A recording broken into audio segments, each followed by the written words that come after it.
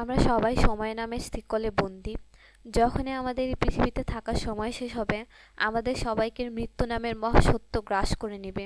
আর এইখান থেকে আমরা কেউই মুক্ত নেই। আর আমাদের এই জীবনের উপরে নির্ভর করে আমাদের অপর জীবন কেমন হবে। কিন্তু এই সত্যকে আমরা ভুলে যাই নাফসের দাসত্ব করতে, অথবা মানুষের দাসত্ব করতে করতে। হ্যাঁ, আমরা সবাই দাস কিছু না কিছুর। তবে দাসত্ব আমরা সবাই করি, আর এই দাসত্ব থেকে কেউ মুক্ত নেই, ধনী বা গরিব। এই দাসত্ব বাহিক দাসত্ব নয়, এই দাসত্ব মানসিক দাসত্ব, যা থেকে আমরা কেউ মুক্ত নেই। আপনি সারাদিন এফবিতে ঘোরেন, কে কয়টা লাইক দিল চেক করেন, একটা নোটিফিকেশন আসলে অস্থির হয়ে যান। আপনি টাকার জন্য সব করতে পারেন, সব। আপনি আপনার সম্মানের জন্য কিছুই করতে বাদ রাখবেন না। বন্ধু বান্ধবের সামনে নিজেকে জাহির করতে চান, এমন কিছু করতেও পছন্দ করেন না, কিন্তু তাও করেন বন্ধুদের জন্য। ক্লাসে ফার্স্ট হতে চান, তবে এই জন্য না যে পড়ালেখা ভালোবাসেন, শুধু এই জন্য যে লোকে কী বলবে। আর এই জন্য আমাদের ইন্টেনশনটা অনেক বেশি জরুরি। যখন আপনার ইন্টেনশন হয় যে অন্য মানুষের অ্যাটেনশন পাওয়া, তাহলে আপনি আর কিছুই না তাদের দাস ছাড়া। আপনি এইভাবেও একজনের দাসত্ব করতে পারেন বা করছেন। আমরা বিভিন্নভাবে নিজেদের বন্দি করে রাখি, অতীত দিয়ে বা অন্য মানুষের কথা দিয়ে বা ভবিষ্যতের ভয় দিয়ে। আমরা সবাই ভুল করি, ছোট বা বড়। আপনি বিশেষ কেউ নন, আপনিও ভুল করবেন, কিন্তু এই অতীতের ভুল যেন আমাদের বর্তমানের বাধা হয়ে না দাঁড়ায়। আপনি চাইলে আর অতীতে ফিরে যেতে পারবেন না, আর আপনার অতীতে ফিরে যাবার দরকারও নেই। আপনি আপনার ভুল বুঝতে পেরেছেন, এখন সেই অতীতের ভুলটা দিয়ে নিজের ওপর জুলুম করবেন না। অতীত অতীতই, সেটা চলে গেছে। তাই যেটা চলে গেছে ওইটার জন্য আপনার বর্তমানকে নষ্ট করবেন না। আপনি বর্তমানে বেঁচে আছেন, তার মানে আপনার কাছে নতুন সুযোগ আছে নিজেকে শুধরানোর। তাই আল্লাহর দেওয়া সেই সুযোগ কাজে লাগান। অতীতের ভুলের জন্য নিজের বর্তমান নষ্ট করার মতন আশা করি বোকা আপনি নন। কাউকে সন্তুষ্ট করা আপনার কাজ না। আপনার যতটুকু দায়িত্ব আল্লাহ আপনাকে দিয়েছেন তা পূরণ করবেন। আপনি কোনোদিনও কাউকে পুরোপুরি সন্তুষ্ট করতে পারবেন না। আপনি আপনার সর্বোচ্চটা দিয়েও কাউকে সন্তুষ্ট করার যখন চেষ্টা করবেন, কিন্তু তারপরেও দেখবেন ওই মানুষটার কোনো না কোনো অভিযোগ আছে আপনার ব্যাপারে।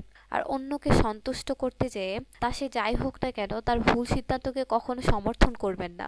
ভুল সবসময় ভুলই থাকবে, সেটা যেই করুক না কেন, আপনার মা বাবা বা হাজব্যান্ড ওয়াইফ বা বন্ধু বান্ধব, তাদের সন্তুষ্ট করতে যেয়ে তাদের ভুল সিদ্ধান্তকে যদি আপনি সমর্থন করেন, আপনার কিন্তু সেই ব্যাপারে আল্লাহর কাছে জবাবদিহি করতে হবে।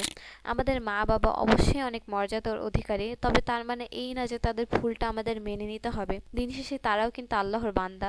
নিজেকে অন্য মানুষের গোলামি থেকে মুক্ত করুন। দেখুন, আপনি যখন আপনার জীবনের শেষ মুহূর্তে এসে নিশ্চয়ই এটা ভেবে হতাশ হতে চান না যে আপনি আপনার সারা জীবন অন্য মানুষ কি বলবে এই ভয়ে কাটিয়ে দিয়েছেন, তাদের ভয়ে সঠিক সিদ্ধান্ত নিতেও পারেননি। আপনি নিশ্চয়ই এইভাবে আফসোস করতে চান না।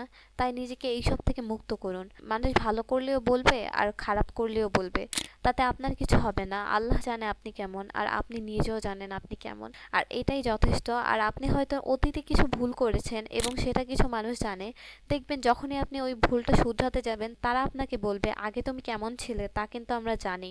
এই কথা যারা বলে, দেখবেন তারা নিজেরাও জীবনে ভালো কিছু করার চেষ্টা করছে না। আর তাদের আশেপাশে যারা আছে ভালো কিছু করার চেষ্টা করে, তখনই সেটা তাদের সহ্য হয় না, তখনই তারা এই সব বলে। তাদের এই কথা পাত্তা দেওয়া মানে জানেন কি, সেটা হলো ধরুন আপনি কোনো ফুলের বাগানে যাবেন, ঠিক করেছেন, কিন্তু রাস্তার মাঝে ময়লা, সেই ময়লার দুর্গন্ধকে আপনি এতই গুরুত্ব দিলেন যে আপনার আসল গন্তব্য আপনি ভুলে গেলেন।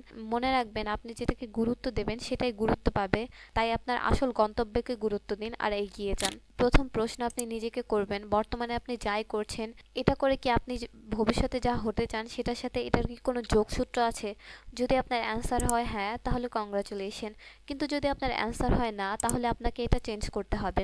কারণ এটা করে কোনো লাভ আপনার নেই। এটা যে কোনো বিষয়ে আপনি কাজে লাগাতে পারেন।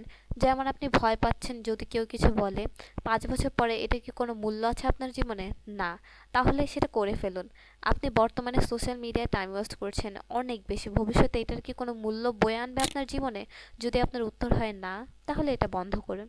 আপনি বিয়ে করেছেন এমন জায়গায় যেখানে আপনাকে অ্যাবিউজ করা হয়, 5 বছর পর এই জায়গায় কি নিজেকে দেখার ইচ্ছে থাকলে ওয়েলকাম। যদি না থাকে, তাহলে আপনি বুঝতেই পারছেন আপনার কি করা উচিত। এত কিছু জানার পরেও এখনো যদি আপনার ইচ্ছা থেকে থাকে টাইম ওয়েস্ট করার, দাসে পরিণত হওয়ার, তাহলে ওয়েলকাম।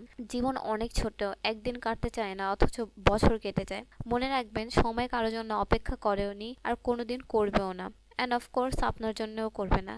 তাই নিজের জীবনটাকে অ্যাকচুয়ালি মিনিংফুল ভাবে গড়ে তুলুন। আফসোস জিনিসটা অনেক ভয়ঙ্কর। যতক্ষণ না আফসোস করার মতো পরিস্থিতি আসবে ততক্ষণ বুঝবেন না কি হারিয়েছেন। আর সবার আগে আপনাকে যে বলেছিলাম দাসত্ব আমাদের করতেই হবে, তা যেটারই হোক, নিজের নাফস বা অন্য মানুষের সন্তুষ্টি বা সবার সেরা দাসত্ব আল্লাহর দাসত্ব। আর আপনি জানেন কি, অন্য মানুষকে খুশি করার চেয়ে আল্লাহকে খুশি করা অনেক সহজ। আর এটার মাঝে প্রশান্তি আছে, সত্যিকারের সফলতা লুকিয়ে আছে। অবশ্যই আপনি কি করবেন সেটা সম্পূর্ণ আপনার ইচ্ছা, বাট এই ছোট্ট জীবনে সামান্য সুখের অনুভবের জন্য, যেই সুখ আবার মনের অশান্তির কারণ, সেই সুখটা অ্যাকচুয়ালি হাওয়ায় মিঠাইয়ের মতন, কিছুক্ষণ পরে ভ্যানিশ। তাই ওইটা অনেকটা তেমনই, কিন্তু এটা অনেক ভয়ঙ্কর।